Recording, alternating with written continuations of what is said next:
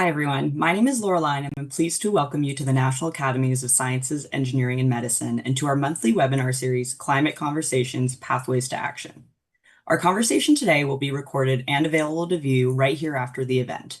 If you would like to ask questions, please submit them in the Slido box below the video at any time, and we'll incorporate them into the Q&A section of our programming. We also encourage you to participate in the polls that'll appear in the same location and give your feedback after the event in the survey linked above the video. As a reminder, the views expressed in each conversation are those of the participants and do not necessarily represent the National Academies. For today's climate conversation, Educational Pathways for a Climate-Ready Workforce, we'll be exploring the role of higher education in preparing learners for careers that support climate solutions.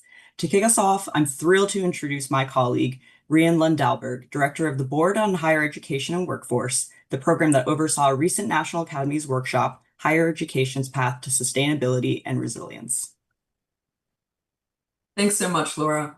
Before we dive into today's conversation, I'd like to take a moment to share a bit about the work the National Academies have been doing at the intersection of institutions of higher education, workforce development, and the careers that support climate solutions. Starting back in 2023, my board, the Board on Higher Education and Workforce, came together with the Board on Science Education, the Climate Crossroads Initiative, and others to address a gap that had been noted in our work. While the National Academies have always had robust work in both higher education and in climate sciences, we recognized that we didn't have many projects that focused on the intersection of those spaces.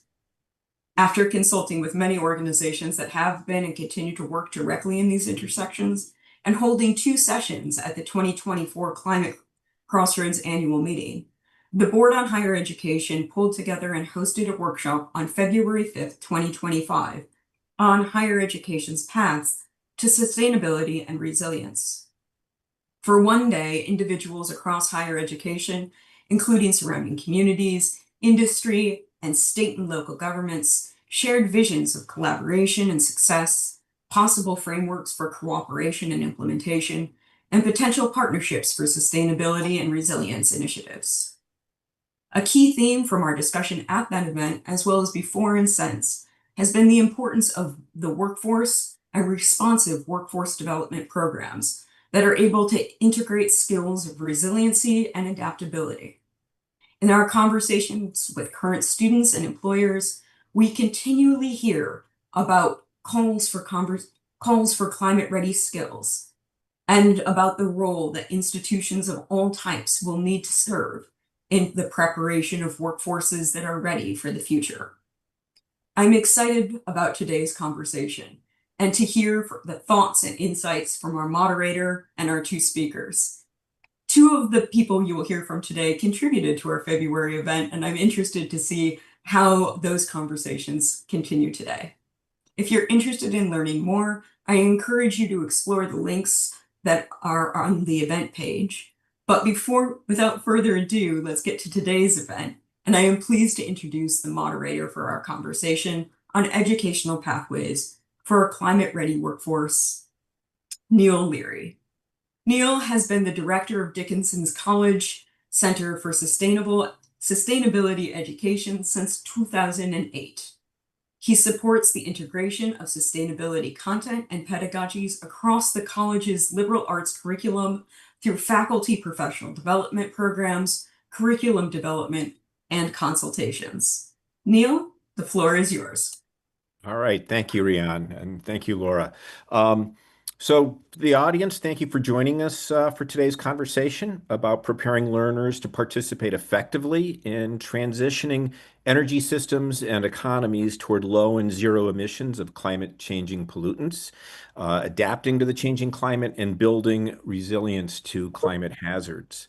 We're really fortunate to have with us 2 speakers who are leading innovative changes in educational programs that are helping to prepare a climate-ready workforce. One is at a community college that serves many thousands of students in Los Angeles, and the other is at an R1 research university that offers undergraduate, master's, and doctoral degrees. So first off, Dr. Leah Dundon is the director of the Vanderbilt Climate Change Initiative, which focuses on interdisciplinary climate change education at the science and policy interface. She's also the lead principal investigator of a National Science Foundation supported program that brings students together from a number of institutions to provide professional development opportunities in climate science and policy. Then we also have with us Dr. James Limbaugh. He's in his 9th year as the 11th president of West Los Angeles College. During his tenure, he's focused on student success, capital construction, and the establishment of what we'll hear a good deal about, I think, today, the California Center for Climate Education.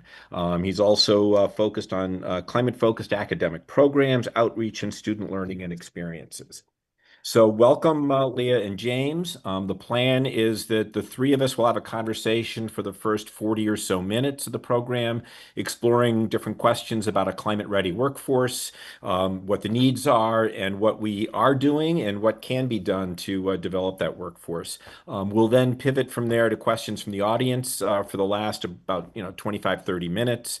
And so those of you who are in the audience, please do submit questions using Slido, which I'm told is visible in a box somewhere below the video screen that you have on your device. All right. So with that, let's maybe start off with if Jim and Leah, if you could tell us first sort of what brought you to this space of working on climate education, and maybe let's hear first from Jim. Well, thank you, Neil. Good morning or afternoon, depending on where you're at. Thanks for the opportunity to talk a little bit about what's going on at West, and I appreciate the opportunity to share the screen with two individuals who have done so much in this field, so thanks for the opportunity. First, let me explain a little bit about who I am. I'm not a scientist. My degrees are in English, counseling, and a PhD in existentialist philosophy. I'm as far away from the hard science as you can get. What brought me here was a moral imperative. Like many of you, I was affected by the film An Inconvenient Truth, and I carried that with me for a long time. And when I got to West, the alignment of opportunity and funding and a critical mass of individuals interested in it led to the program that we have now. And just to give you all some context, West is a community college of 9,000. It's located in the part of California adjacent to Santa Monica, Venice Beach, Malibu, that whole area. 51% of my students are below the poverty line. 2 in 5 are housing insecure or homeless. 3 in 5 are food insecure or homeless. And my student body is about 85% students of color, primarily from low income areas. So we have a student population, some of whom have never really seen trees. So that's the kind of world that we're operating in. So thanks. That's who I am, and that's what brought me to it, because I felt students had to know about this, because we're handing off a world that needs some attention. And if I could do anything to educate them, that's what I want to do. All right. Thank you, Jim. Leah, what was your path to this work? Yeah, thanks. And that was actually moving to hear, Jen, that students that are dealing with those type of problems are also still investing in their own future by attending school. So very, very important work that the community colleges across the country do. So I am an environmental attorney, and I pivoted sort of mid-career and got a PhD in environmental engineering. And during that time, I had the opportunity to attend the COP, the Conference of the Parties, which is basically the international climate change negotiations. But they're also essentially a trade show around climate change. And I was completely wowed by the diversity of professions and knowledge on display there. People from industry, engineering, talking about decarbonizing all sectors: airplanes, cement, shipping, trucking, agriculture, AI, technology. AI, not so much the first COP I went to, but it was a while ago. But scientists from NASA and NOAA and their global counterparts from other countries sharing the latest science and graphics, and you see these incredible communication skills of communicating science and technology. The press is there asking questions. You see how the press works around issues of climate change. Finance people are there talking about investment and financing, both locally, globally, nationally.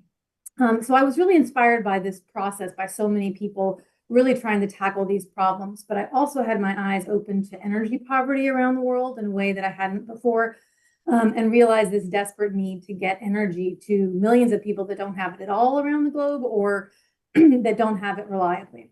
So I came back to Vanderbilt to create a program really focused on interdisciplinary and experiential learning, and wanted to use the COPS as a learning platform with really the hope to inspire climate-focused careers, so that students from whatever background would understand how their careers could be used to provide solutions to climate problems, but also how their chosen career sector is going to be impacted by climate. And so that led to our NSF grant, and I might talk about that in a little bit. That's sort of the background of how I ended up in this space. All right, that's really exciting to hear from both of you, how you arrived at this work. I'll share a little bit about my pathway on this, which basically began in the summer of 1988. I just finished a PhD in economics at the University of Washington and drove across the country during a blisteringly hot summer. That was a summer when, at the end of it, wildfires burned nearly 750,000 acres in Yellowstone National Park. That was also the summer when Jim Hansen gave his testimony to Congress on climate change. That was a wake-up call. I'd kind of heard a little bit about climate change before that, but that got my attention, and it got the attention of many in the nation. I taught for a little while in that first position at a college in Vermont, found that teaching undergraduates at that point in my career was not my cup of tea.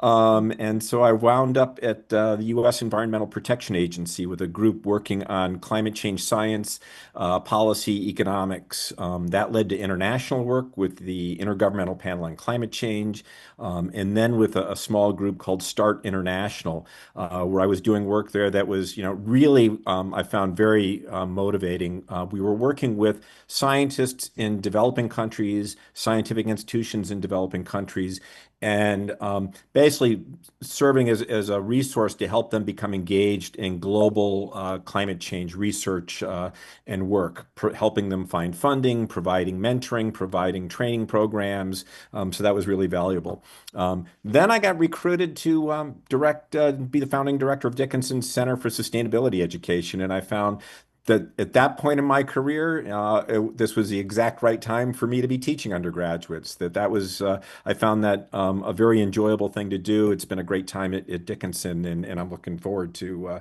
continuing to work with undergraduates. So that's a bit about my pathway here. So maybe let's now come to maybe some of the a very basic question of what does it mean to have a climate-ready workforce? And so, I don't know, Leah, do you want to tackle that first? And then Jim, add some thoughts on that? Sure. I looked up to see if there were sort of some definitions and in the world here, and I think as many people as there are would have different responses to what this means. But I think from my perspective, it really means that we have a functioning ecosystem where education and training opportunities are truly aligned and widespread enough to meet the evolving needs of employers. And employers are working to advance climate resilience from a number of different perspectives. But I think it also means that we need to have opportunities for retraining and for upskilling at the proper junctures in people's careers. And where skills and work experience are really driving hiring, and that's what employers are looking for. Essentially, I think it's really that we have a workforce where workers have the basic skills and climate literacy that are needed to support all the innovation and also to scale the innovation that's going to be required to adjust to living in a world with a different climate. All right, thanks, Leah. So Jim, do you have anything to add or a different perspective from where you are? Yes, I'll add one word to Leah's great definition, and that's adaptability. Individuals in a climate-ready workforce have to be able to adapt to rapid changes, along with the skills and knowledge that's required. Their ability to understand the environment in which they're working is particularly important. And I'll also add, at a school like West, there's also an equity piece. A climate-ready workforce means that everybody has the opportunity to work in it, not those that have access to upper levels of education, but those who have the passion for it need to be able to enter it too, because they bring a particularly great perspective to it. All right, thank you. So Jim, when we were preparing for this webinar, you said something at one point that really kind of caught my attention, where it was something along the lines of, every career is a climate career. Could you maybe elaborate a little bit about that? What does that mean? Oh, of course. Leah mentioned her version of that just earlier, but this is a phrase that our director of the center came up with because as we were looking at curriculum development, we found that every discipline can have a climate mitigation, climate change impact. And when I say every career is a climate career, when I first began doing this, people said, well, why is it so important that people know that? I said, well, the reality is if you can't drink the water and you can't breathe the air, all this other stuff we do is really sort of irrelevant. So the fact that at West and at Vanderbilt and so many of you all out there are doing this kind of training, you're all preparing people specific for climate careers and may be called economists or teachers or plumbers or anything. But fundamentally, if you go into an understanding climate change from a holistic sense, not just a very narrowly defined one, but holistically, the history, the economics, the politics of it, that's part of why I think every career is a climate career. All right.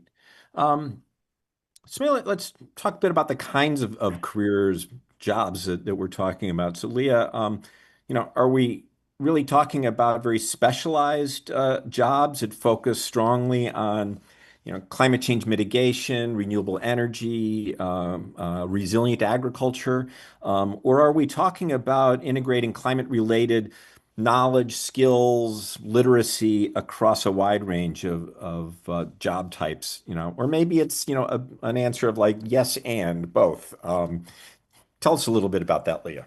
Yeah, I think you hit it right on the head. I think it is both an and. I think we often think when we think about green jobs or climate jobs, we're thinking about wind farm technician or solar panel technician, but it's not. I mean, it is that, but it's also as Jim just said, every job is a climate job, and I think that's a great. I might borrow that quote from you in the future. But it's finance, it's international trade. Accounting, people with accounting degrees need to understand not just the finance piece, but there's a whole ecosystem of greenhouse gas accounting that is now grown up.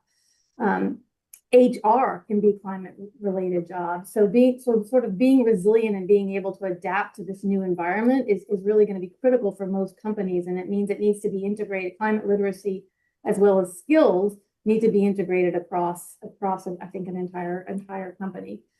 Supply chain resilience, I think, is a really good example. So companies need to know that the climate vulnerabilities in their supply chains, that meaning that all of their employees that touch their supply chains need to understand climate literacy and how their disruptions, how climate can possibly disrupt pieces of that supply chain, which disrupts business and potentially businesses can use their influence to make those suppliers more resilient, whether it's through contracts or incentive. If you sell any product that has food as a feedstock, anything that grows in the earth, if you're, a tea company or, you rely on corn for a product or anything, your supply chain relies on climate. If you store things or make things in factories or warehouses that are in storm-prone areas, you need to know more about those areas. So I think it's truly a both and that we need climate literate people with green, hard green skills, but also creative thinking in all of these jobs that currently exist and that will exist in the future. So yeah. All right, thank you. I think this has been a really good introduction to the topic. That we're hearing that we're talking about jobs in all kinds of different sectors, all different kinds of skill levels, different activities that are relevant here. You've talked about moral imperative. You've talked about equity issues, energy poverty. So these are all important parts of the conversation. So let's now. Go a little deeper on some things here. So maybe Jim, if you could tell us a little bit about, so you've got this relatively new climate education center for California that is based at West Los Angeles College. And as I understand it, it serves community colleges all across the state. Tell us about that initiative. Why is that being done? Why is it being done at a community college for community colleges? Do y'all understand the concept of a fever dream? Because that's sort of what this was. As I said earlier, it had been rolling around in the back of my head that I wanted us to be able to do something to prepare our students for the world they're going into. And it just so happened that in the fall of 2021, the California legislature had some excess funds, and the lobbyists for the Los Angeles Community College District, because please know that I'm one of 9 colleges in the largest community college district in the country. We serve a little over 200,000 students. So the lobbyists came and said to the presidents, there may be some money out there. Do you have a project you'd like to do? And so on a rainy Sunday morning in my office in October, I sat and just hammered this out. I just sat and started writing all the things that had been in my head for years, and I sent it on. And to keep a long story short, it took hold. We had a legislative support for it. It passed almost unanimously through both houses of the California legislature, and we came out with a $5 million allocation to start the program. And that's how it got started, based on 3 pillars: curriculum development, community outreach, and workforce development. And you're right, Neil. The whole goal of the center is to develop curricula, among one thing, that is available to all 116 community colleges in California. Because the way that works, a faculty member can design a course, get it approved by the state. You put it in a central repository, if you will. And if the course was designed at West Los Angeles College, a faculty member at College of the Sequoias up north can pull it out and teach it. And that's one of the things that the center does, is try to provide those tools to spread that particular message curricular-wise all through the state. And we've been very gratified to be named by the state chancellor as one of only 2 centers in the state for curriculum or climate education, and we focus on curriculum. So that's how the center came to be. It was just something that I had a visceral reaction to, and now I have the opportunity to sit with you good people. All right, that's very, very inspiring to hear how you brought together a group of stakeholders in a variety of areas in the legislature to make this happen. It's really inspiring to hear that. Okay, but there's Leah. one thing, there's one thing I need to understand. We'll be talking about faculty engagement and that stuff later. But please know that I came back to my campus and said, we have to do this. Mhm. I didn't go through participatory governance. I didn't consult, which is anathema to the shared governance folks. But I knew we had to, and Mhm. I will give every credit to every member of my community and all the students. They latched onto it. They supported it. We'll talk about the number of faculty and students have been involved. So I took a leap of faith, and the good people at West LA College joined in and have created something I think of significance. So my job was to have the idea. Everybody else created this. Mhm. Yep, this is very, very collaborative work in any of the different contexts in which it's being done. Leah, so you've got an experience at Vanderbilt with the climate change initiative there that you're leading. Tell us about how that's contributing to this issue of workforce development related to climate change.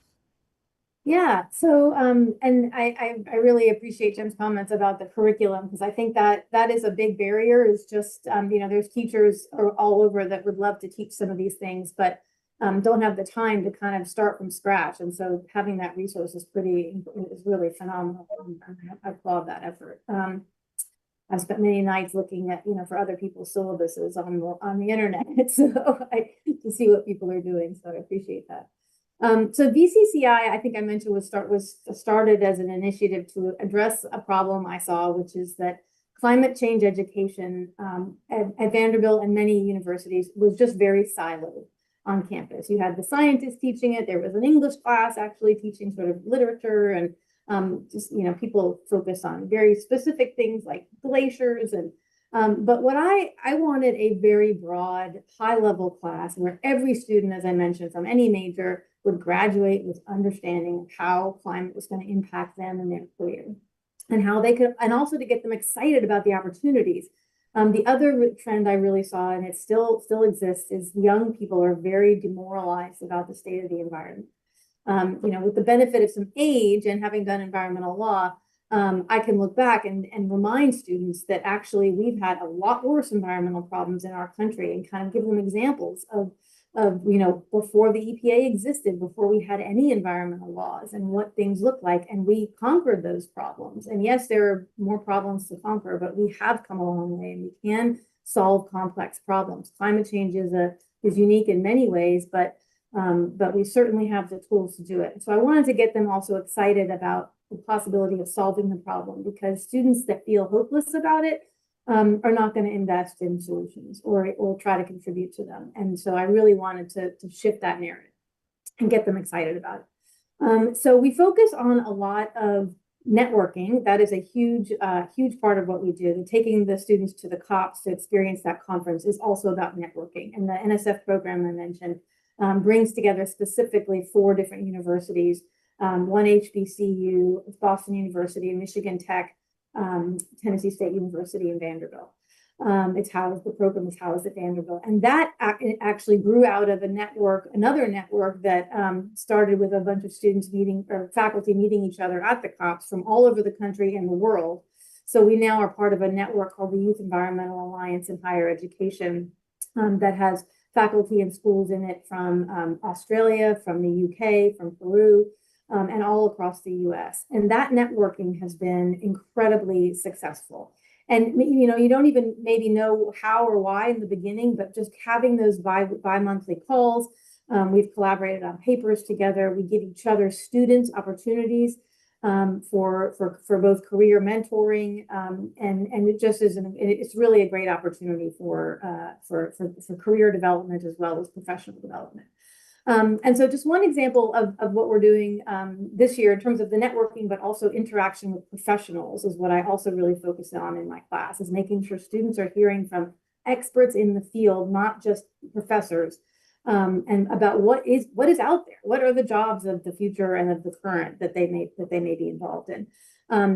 And I'll just give you one quick example, is that this year we're partnering with Oak Ridge National Lab. And so the students in my class are actually contributing to a real life research project looking at forest carbon sequestration in the Southeast and US forests.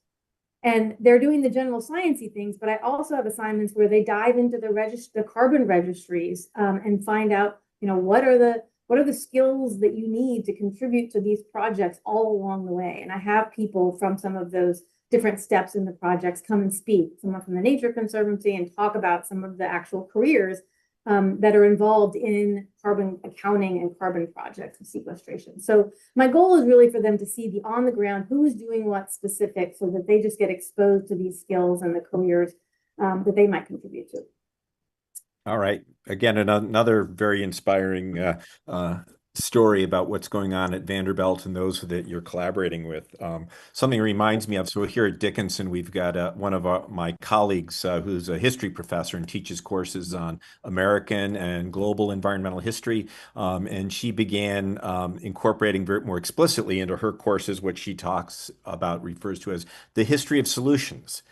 That having students who are, feeling very a lot of anxiety about climate change, this very challenging problem, and not having much optimism about solutions. And so she decided that, well, one way around that is to talk about how we have solved other problems that are similar, dissimilar in different ways, but that's really been important. I also really like what you're doing going to the COPs. I took students from Dickinson to the COP in Copenhagen back in 2009, and I've taken them to Durban, the COP in Durban and Lima and in Paris. And one of the things I'll say is, like, the students who have that kind of an experience, they really get a lot out of it. They go on and do great things. We are managing time as kind of expected, a little less efficiently than we had hoped. So I'm going to kind of maybe skip ahead a bit here and turn to the section of our, what we had sort of prepared for this, of talking about sort of next steps. Where do we go from here? So we've been talking so far mostly about sort of what is happening. Let's talk a bit about what could be going on. So maybe let's talk about, maybe address what's the scale and scope of the current and anticipated workforce needs for addressing climate change, whether it's reducing emissions, whether it's building resilience, adapting? What's the scale and scope of the need for a workforce in these areas? And are we preparing enough students, learners for those careers, or helping those who are already in careers to upskill and take on these things? Who would like to go first on that one? Well, okay, I'll start it out, and I'm going to speak about Los Angeles County because we're sort of a world unto ourselves in many respects. Uh, Please understand that in LA County, already 1 in 12 jobs in LA County, that's about 338,000 people, are considered green jobs. And it's projected that about 600,000 jobs in the green and blue industries will be present in LA by 2050. But scaling up, part of the issue about scaling up is how we prepare people for it, and we're still not very good at that. One of some of the issues that I have found here, and Leah mentioned it very nicely before, is to develop workforce programs, you have to have training. To develop training in colleges, you have the curricular process. The curricular process is cumbersome, it is slow, it is fraught with obstacles. And those of you who are faculty, I'm not maligning you. I'm simply saying that our process is such that sometimes we can't move quickly enough. For example, uh, down in Port of Long Beach is a group called Altasea. They're doing a great program in aquaculture in partnership with Santa Monica College, and we're part of it. They are developing so quickly in terms of kelp farming and that type of thing. It's changing so rapidly that climate ready skills for them, we don't even know how to do yet. And so it's developing the skills on our side to be able to provide the training for them. In terms of scaling up, some of the other issues have to do with individuals not knowing about opportunities.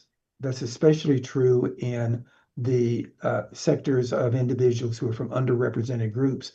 They don't realize that these opportunities for them are for them. One of the things that, as I was doing my own research, that was very distressing was that in a survey done of potential potential employees in LA County, they found that the general perception is that green jobs are only for white men and women who drive an electric car. And therefore, individuals felt they were automatically blocked out of it. So at West, we try to really focus on the equity piece of it and making that available. Jobs can't be scaled up until we learn how to train them. We can't be scaled up until we have adequate training facilities. They can't be scaled up until there is a consistent funding source. So, because many of these projects that we do have a timeline. You get money for a grant and it goes away. Like my center, my funding goes away in 2027. So I'm looking for it. So until you got funding in place, until you got adequate ways to get this through the curriculum, until you develop the kind of partnerships that are necessary, scaling up is from my point of view, is going to be somewhat tough. Yeah, I hear you there, Jim, on scaling up. Leah? Yeah, I definitely agree. It's I think most sources say no, we definitely do not have the workforce pipeline that we need for these types of jobs. And I think Jim raised a great point too, that it's not just the jobs, they need to actually pay well, but they also need to provide a sustainable life. So does the person have agency in the job? Is there opportunities for growth, or is it a dead end that you're going to be making the same in 30 years that you were when you started? So I think those things all need to go together when we talk about green jobs, just what Jim mentioned.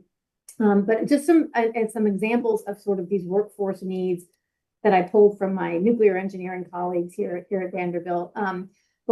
As of last year, 2024, the US goal for new nuclear energy by 2050 was 200 gigawatts. And that goal required 3 to 4 times the existing workforce. So right now we've got about 100,000 workers in the nuclear industry. So it was projected we need 375 workers by 2050. But in May of this year, there's now an executive order which increases the goal for nuclear deployment to 400 gigawatts by 2050. So the new estimate for a nuclear workforce is over 500,000 workers. About 30 or 35% of these are supposed to fall in the engineering, supervisory, and direct management roles, but there's needs across that spectrum in skilled trades, system operators, that kind of thing.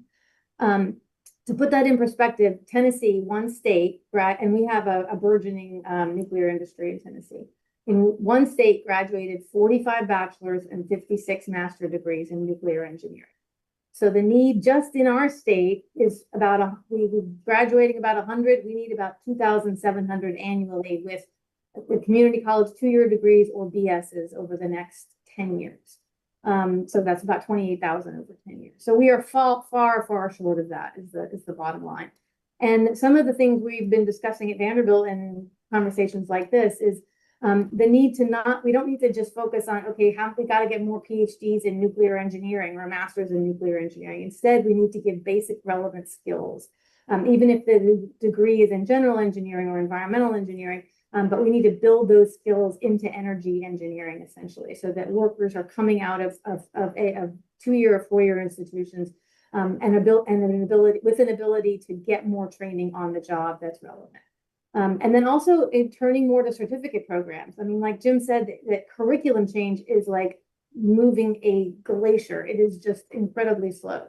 But getting a certificate program up and running is much faster, at least at Vanderbilt.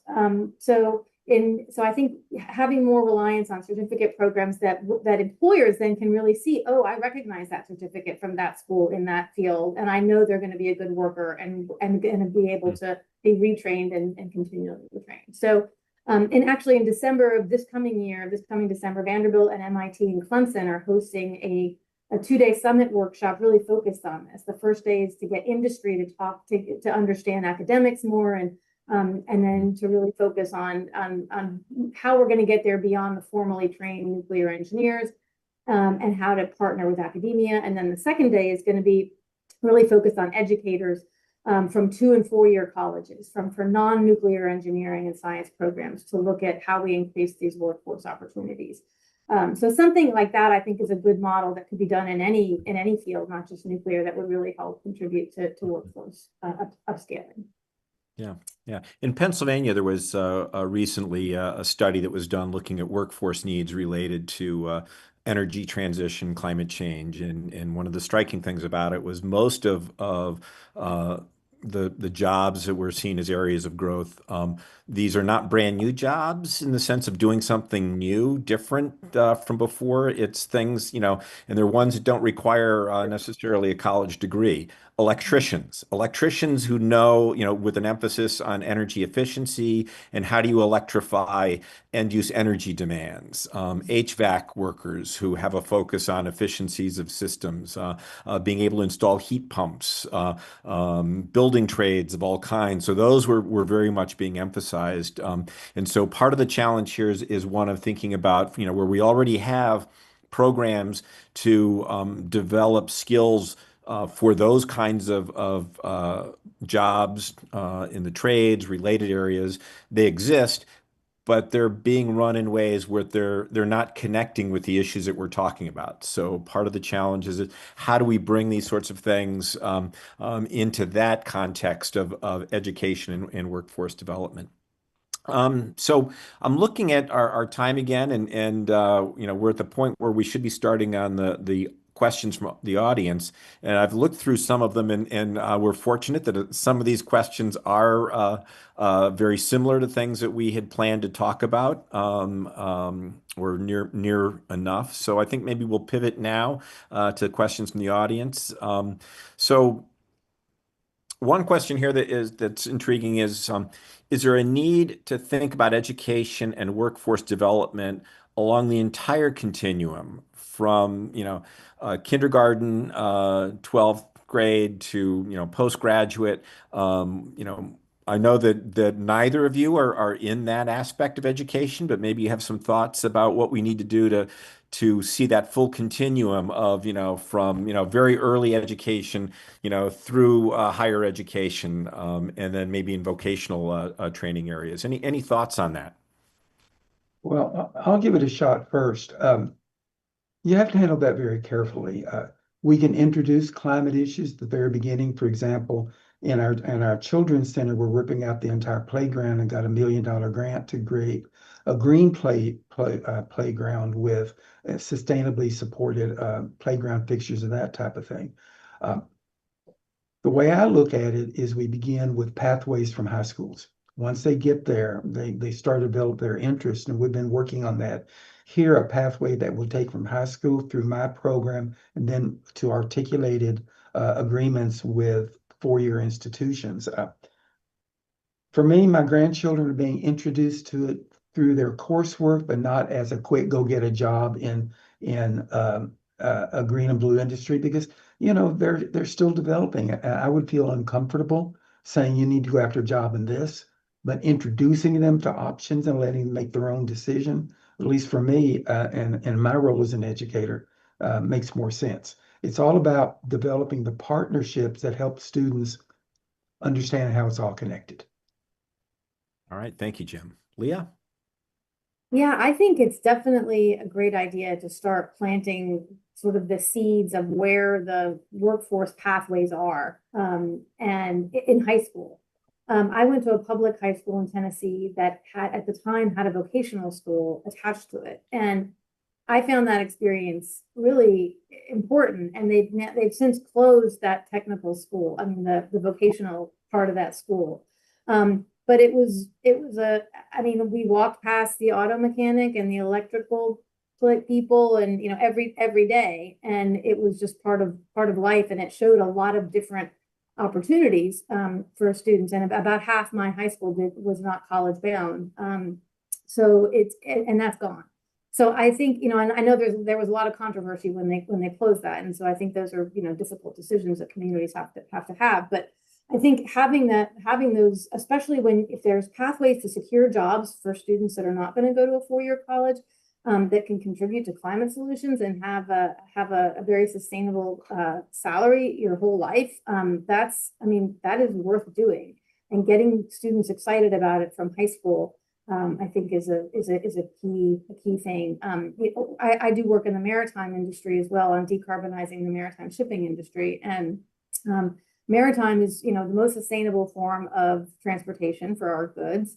And the industry, I think, maybe hasn't done a great job of publicizing the salaries and the available jobs in that industry. You can get a job you can graduate high school with no training, just from high school, and in 5 to 6 years, you could be making 100,000 or more. And that industry actually has developed some community colleges that are focused on maritime. Operators that give their own training, like month-long sort of boot camp training to become pilots or to learn how to be a deckhand, those type of things. So I think sort of pathways to climate resilient careers, and we start that planting those seeds in high school is I think is a great thing. And Neil, if I could add something real quick, community colleges are really well poised because they've already got their career and technical education programs. And I want to emphasize the fact that you don't always need a four-year degree. You can get a certificate, you can get an associate's degree. Many of the colleges in California, I'm sure all of you all across the country have those kind of programs. And those need to be celebrated and emphasized and help students understand how valuable they are. Because like Leah said, you can go through that and come out with wages that will support your family through these kind of programs. All right. Okay. So maybe let's pivot now to, there's a question from the audience about partnerships between institutions and local communities that have proven effective in creating education to workforce pipelines, maybe in areas that lack formal education, but also maybe address formal as well. So the basic idea is like, what sort of partnerships are you aware of, ones that you've participated in or know about from others between institutions and local communities? Well, that would take the rest of this session. So let me just say that partnerships are the lifeblood of what we do here. And it's interesting because when you go out and develop partnerships, you find other individuals that are as passionate, as committed, as dedicated to the concept as you are. Anything can happen. So here in LA, we've had partnerships with the Youth Conservation Corps, where we have 100 students out on paid internships right now over the course of the summer, all through LA County. There's partnerships facilitated by the Los Angeles Economic Development Corporation, partnerships through LA Green New Deal.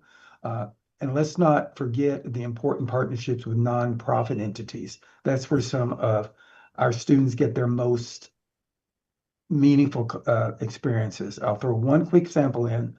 We put a microforest on campus, one of the first in the county. We had over 100 students in there planting 500 trees. And this was because of a partnership with Nature Nexus Institute and Southeast Trees, which is a big tree producing group here in LA. And the great part was I had a student come up to me and say, I've never touched dirt, because they were raised in a heat island. They were raised in concrete.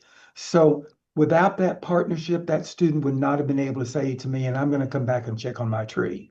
So that's the beauty of partnerships. The more you can develop, the better. Leah. Yeah, I would agree. And I have to say, I personally don't work with any direct NGOs in the Nashville area, but I know a lot of people at Vanderbilt do. One that does cross my desk frequently is a partnership, or health-based partnerships, because we're also a big medical center. And we partner with a group called the Rooted Community Health, which essentially is a food NGO that helps people in food deserts get healthy access to healthy, fresh food. And so Vanderbilt does a lot of the community health worker training of some of these folks. So there certainly are those type of partnerships, and I'm not doing them justice for sure. That the breadth that I know my colleagues at Vanderbilt partner with, and I think also that if we're saying, I think grants for any type of climate work are stronger when you have these types of partnerships. So whether you're reaching out to local governments or NGOs that are involved in that work, I think granting agencies want to see impacts on the community and not just pie in the sky research. And so having those partners in your grant proposal, I think, always strengthens your chances of actually doing good and also getting a grant. Yeah, for experiential learning for our students, working with community partners, whether they're public agencies or nonprofit community groups, really powerful way for students and faculty to learn about these issues. One partnership I'm aware of and have participated in Pennsylvania, our Department of Environmental Protection launched back in, I think, 2018, the Local Climate Action Program. What they did was they paired folks in municipalities, local government, county governments with a higher ed institution that was in their neighborhood, and students at those institutions. ICLAI, which is Local Governments for Sustainability, something like that. I can't remember what the acronym doesn't actually work anymore. They were part of this, and our experience was we got partnered originally with our borough government on doing a greenhouse gas inventory and helping establish a climate action plan.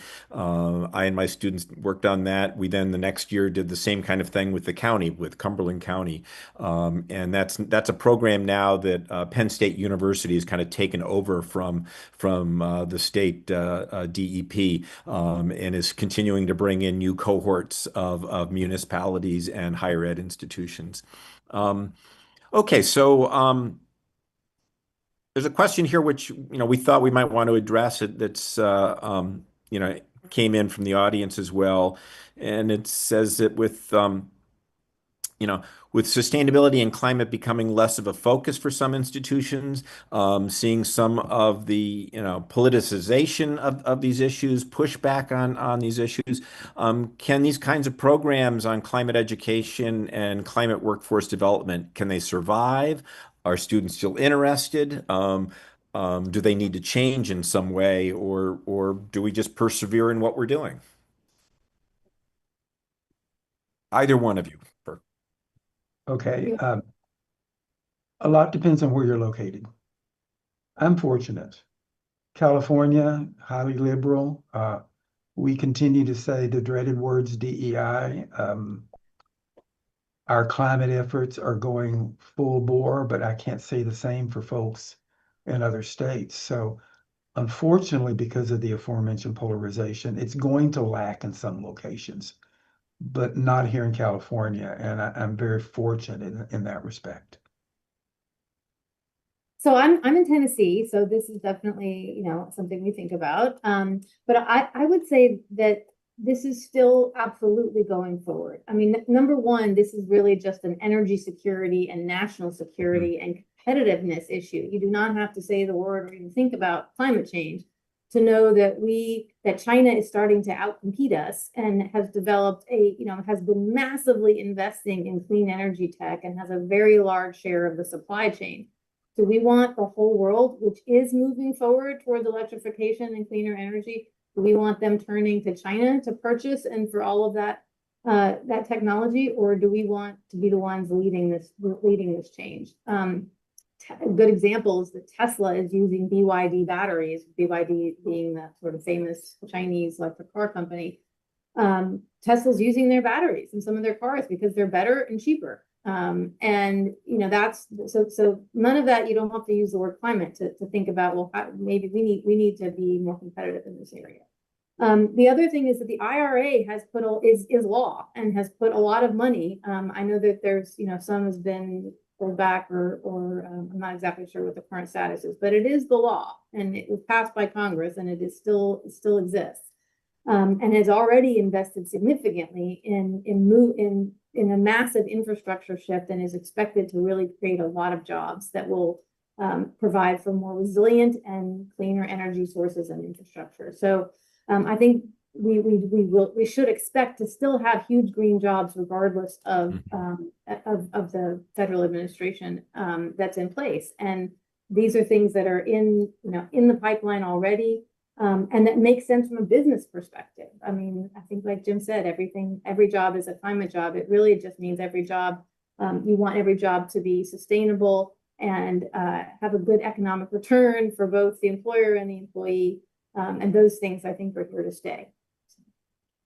All right, thank you. Yeah, in Pennsylvania, we're historically a very fossil energy. I think we're the second largest energy producer in the nation. Very, very fossil oriented, but that's been changing. And so, there's more growth in renewable energy. There's more growth in energy efficiency jobs.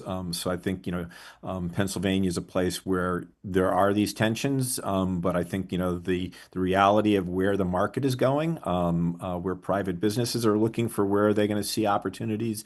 I think there is a connection with a climate-ready workforce.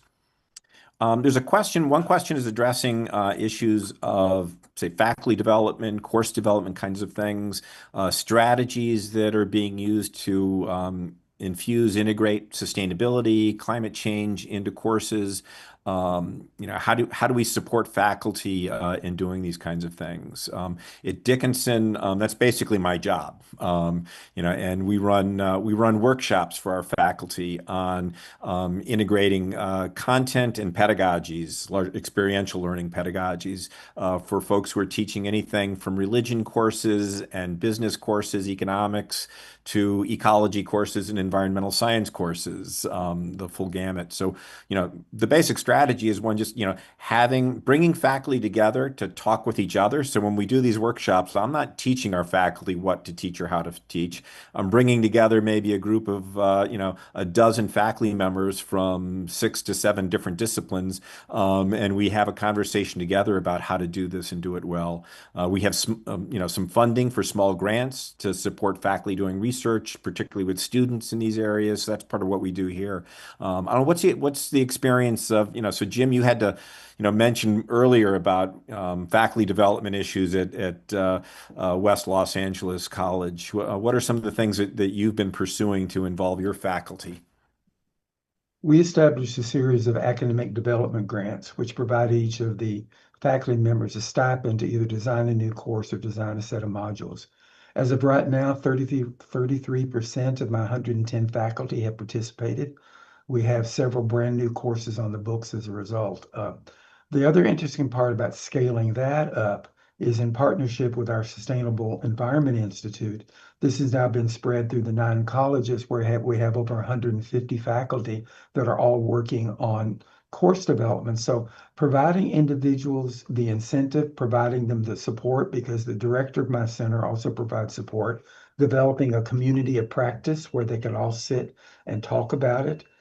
and allowing faculty the room to think creatively about Mhm. how does climate change fit in. For example, we have a English faculty member who does cli-fi, science fiction around climate action. Students have flocked to that, but she had the latitude to think really creatively and created a course that's both relevant and interesting to students. So giving the faculty the support, in our case, the financial support was important, and giving them the room to do it and then being able to spread it out is the way we've approached it here to great success. Yeah, that resonates very much with our experience here. I think about 40% of our faculty have done our sustainability across a Mm. curriculum workshop. Leah, you had earlier mentioned frustration with things, climate change being very siloed at Vanderbilt. And so that I think is part of the challenge that you are intended to address. So how are you involving faculty from different disciplines, different parts of the university in this work? Yeah, well, I would say since I started this program quite a long time ago, the education has gotten much less siloed, and we actually started a climate studies minor or major. I think it's a major, and that program, that major itself, actually pulls from across. You have to take classes to get that major from across schools, which I really think is a fabulous program. And one of the things that I have found has that gives me my best ideas for coursework or professional development or anything else is honestly just talking to all the other professors that teach climate related topics from a completely different, so I do it from engineering, from a completely different background. So co-teaching a class with somebody else, the special topics courses are great for this because they don't have to go through that curriculum approval. It kind of makes it harder a little bit. There's a few more steps to get it to apply for a student's major. But the special topics courses are great because professors can be, having lunch together and say, "Oh my gosh, we should teach a class together," and then you can, pretty quickly get a special topics class on the books. Um, so I think just having faculty interact with each other across schools, and I will say Vanderbilt, I feel like the walls between departments are pretty low in terms of just discussions and collaboration. And so having those conversations and communications, and even just recently we opened a center for sustainability in the engineering school. And the day of the opening was essentially a large number of presentations from different faculty all across the entire university. And even just that day presentation workshop, really, I think gave everybody ideas of like, hey, we should do this together, we should do that together. So I think just the cross collaboration, within the school, but also, to other schools as well through your networks, is something that really kind of keeps me going and keeps professional development ideas going. But it is hard to change curriculum. I mean, that just Mhm. is a hard and long process. But I think the springing up of these different types of centers, initiatives, institutes, and certificate programs really opens up a lot of windows for faculty trying to do this. But like Jim mentioned, it's fabulous, giving the funding for faculty to support that type of work, because I think faculty are overburdened in most universities that I talk to in terms of our workload. And so having some support to get all of that done really helps the end result happen. Mhm. Yeah. One thing I'll just note is, if there are members of the audience who are, at institutions that lack these kinds of centers or groups that are doing interdisciplinary work on climate change or related areas, if you're lacking that, there's a national group, the Association for Advancement of Sustainability in Higher Education, and they offer a lot of resources for this. Dickinson is one of a number of regional centers for integrating sustainability across the curriculum. And so the workshops that we run each May are open to faculty from educators from other colleges and universities, and there's another dozen of these centers that do the same. So you can look for sort of allies who might be able to help you with spinning up some kind of an activity like that. Um, We have one of our audience members notes that adaptability has been mentioned as being a key aspect of job preparedness in a rapidly changing world. And they're interested in hearing about how do we teach or impart adaptability? What are the approaches for helping our learners be adaptable to the kinds of changes that we can only imagine for the future? Lee, you want to start with that one? I was gonna let you start with that one. I think you added it to, but I guess I can, I'd love to hear you say first. I'm happy to start if you want me to. Okay, well then I'll make mine very short. It's an emphasis on critical thinking skills and students being able to view things in a way that allows them to analyze what's going on. Adaptability is one of those words that's sometimes thrown around, sort of like multiculturalism. It's said so much that you lose what the meaning is. But for me, if my students are adaptable, they learn how to look at or disparate pieces of information and pull it together and apply it to a particular issue. So a person who's climate ready has to be able to do that. You can't just look at it from one way. So for those of you for whoever asked that question, adaptability means really making sure our students have critical thinking skills. I would 100% agree. I think creative thinking is probably the best workforce skill you can have for this new and emerging and existing world. I think I would also add that already, I think we all probably recognize that unlike the past where you got out of college or trade school and you got a job and you stayed in it for your entire career, that really is no longer the case. And I think most employers are recognizing that no matter what, how many great things they do, there's just so many exciting opportunities in the world, and young people want to take advantage of them, and so or even middle-aged people. So people are not going to be staying in a job. A lot of people will not be staying in the same job for their entire career, and careers are going to be longer as people continue to live long. So that means moving around, and that means being adaptable. That means having skills that you can take from one experience at one job and move it to the next one. And that takes everything Jim just said: creative thinking and adaptable skills and being able to learn through your whole life. So I think those are figuring out. I think we're still trying to kind of running this experiment of what does that mean? How many times are people likely to move in their career? From the people graduating now until they retire. But being adaptable to also emerging technologies. That is going to continue to grow at leaps and bounds. I think we're at the very beginning of AI. We don't really know how that's going to play out. I think we all expected to be driving, robot cars by now that we never had to touch and could handle anything. And that has not turned out. We still need people involved. So I think just being adaptable to a very fast and rapidly changing world where we do need to upskill and reskill frequently across our working life is going to be the new reality. So, yeah, I think these are all really excellent points. I think they're spot on. I'll just add on, thinking about sort of critical thinking abilities for, problems like climate change, which, put in this class of like wicked problems, very highly complex, a lot of uncertainty, lots of things going on that are difficult to grapple with. It's very important for our students, our learners, to become comfortable with drawing on information from a wide range of sources, different disciplines, different fields, different kinds of knowledge, being able to understand and integrate that information and synthesize it. Those are all, those are, other ways of talking about critical thinking skills. Systems thinking, futures thinking are some of the things that we talk about in our sustainability programs. Alluded to by both of you, I think, is thinking about experiential education opportunities, project-based learning, giving our students the opportunity to really grapple with an authentic problem of working with a community partner on an issue of food security in an area with rising food costs and issues of, a high percentage of people who are food insecure.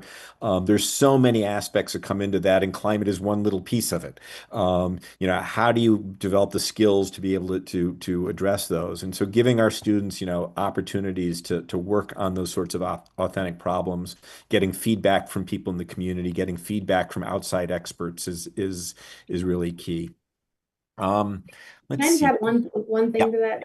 I just Mhm. kind of reminded me that the universities, and I'm speaking from the four-year college perspective, were really set up in a way to keep out the external community. And I've kind of said this before, but I was just recently in Oxford for and this is what Neil mentioned, but Oxford University runs something called Map the System competition. It's a global competition called Map the System, where you take a problem and the students have to look at it from a systems thinking perspective, and then they compete and go to Oxford to see who wins the global. But also being in Oxford, there's walls, literal walls around the colleges, and they were built to keep out the community, but also to keep in the students. There is something very valuable, many of us will probably remember from our college years, of sort of being in it together with the students and just focus on going to classes. But we're in a different world now. I mean, I think Thomas Jefferson really called it the academical village. And it was, a village of learners, which there is a lot of value in coming together for that purpose. But at the same time, we are in a new world, and I think we need a lot more of those windows through that wall to the community, and more like Neil said, experiential learning, project-based learning, and partnerships outside the walls of the school. So that when you leave university, you are prepared to work and function in the world and know what's out there. You're not learning for the first time when you graduate. Yeah, we're Sorry. re-emphasizing the community and community college and going back to the original essence of why they were created in the first place. Mm-hmm. Yeah. Yeah. Yeah, so there's a question here also from the audience about barriers that many of our students might face, such as limited access to the internet, financial constraints, no prior exposure to environmental concepts. We've talked about other sorts of barriers. Maybe talk a little, and we've kind of hit on this already, but maybe let's talk a little bit more about how our institutions can maybe bridge that gap of how do we make our programs, our opportunities inclusive of students who have thus far maybe struggled to find entry points, struggled to find programs that really fit their needs and their abilities in terms of finances and other constraints. It's sort of your bread and That's, butter work, Jim. That's to be honest, Neil, that's one of the biggest issues we face here. And, I told you about the demographics of our institution. Let's mhm, add on to that students who are the sole supporters of a multi-generational family. They're supporting their parents and their children and working two jobs and trying to go to school. Let's add on into LA. I have an employee who lives 15 miles away and it takes her an hour and a half to get here. Traffic in LA is real. So you put that on top of not understanding how college works. 51% of my students are first generation students. So they're walking into a world where their parents don't speak English. We have to offer a lot of bilingual services here. So the concept of just going to college is completely foreign to students. And we're finding, to be honest, that sometimes community college students think that they're not capable. And we have to mhm, spend a lot of time with very strong support services. We have significant wraparound services from food and clothing to legal support to daycare center, intrusive counseling, making sure that we're following up with students.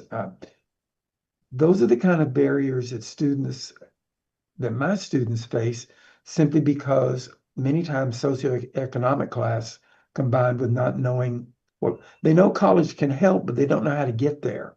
And that sometimes we never know that they're trying to get here because they fumble along the way. So for my institution, that issue of being able to get to it is mhm. particularly important. Okay. I think our NASM colleagues are going to want to take over here in a moment. So maybe let's the final question for each of you to briefly respond to would be, what's one thing that you would like the audience to take away from this conversation? Leah, do you want to begin with that?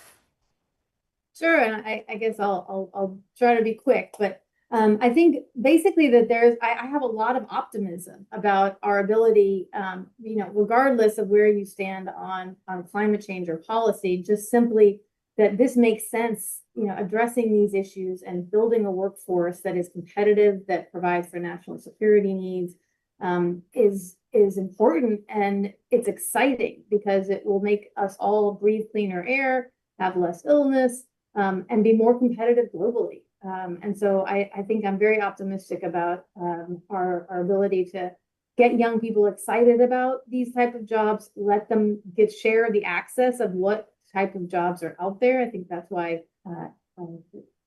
going in high school levels is critical, but getting people excited and optimistic about the future here. All right. And I would Jim, make mine last real word? short. Be bold in your partnerships. Partnerships are the essence of doing this work. And once you get out there and talk to other people who are as committed, you'll be amazed what comes out of it. And it's so fulfilling as an educator to provide those opportunities for our students. I think that's an excellent way to close our conversation. Thank you both, Leah and Jim. And is it Rian or Laura who's going to take over from here? Thank you so much, Neil, for moderating that informative conversation. And Jim and Leah, thank you for your incredible insights. I also want to thank all three of you for your leadership in higher education and climate. For everyone who joined today, thank you for your interest and excellent questions. We do read all the feedback we receive from our viewers, so please take the survey linked below to let us know your thoughts on today's programming. The conversation was recorded and will be available to view on the same webpage immediately after we end. Next month, we'll be hosting the 4th annual Ramanathan Climate Conversation, where we'll be exploring the interactions between air pollution, climate change, and human health in India. The conversation will be streamed live from the Scripps Institution of Oceanography in San Diego, California, as part of RAMFest 2025, a 2-day symposium celebrating the career of Dr. Ramanathan. Virtual registration is now available on our webpage, where you can also find more information about attending the event in person. Thank you to my colleagues Andre Porter and Rian Lundalberg from the Board on Higher Education and Workforce for their support in making this conversation possible.